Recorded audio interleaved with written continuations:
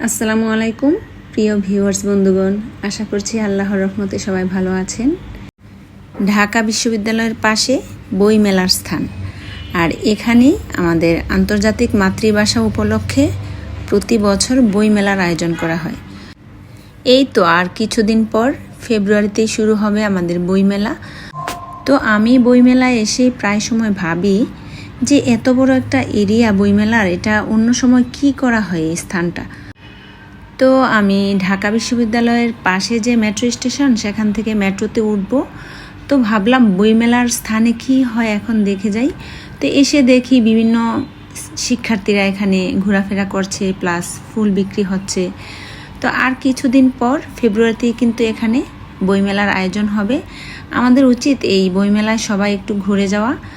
তো বইমেলা পরবর্তী এই জায়গায় কি হয় সেটার জানার কিউরিসিটি থেকে আমার এটার ভিতরে ঢুকা, প্লাস একটু দেখে আসলাম। পরিবেশটা সুন্দরই লাগছে, কোনো হইচই নেই, নিরিবিলি একটা পরিবেশ।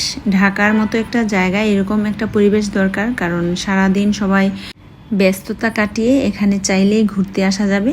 এই তো পাশেই মেট্রো স্টেশন।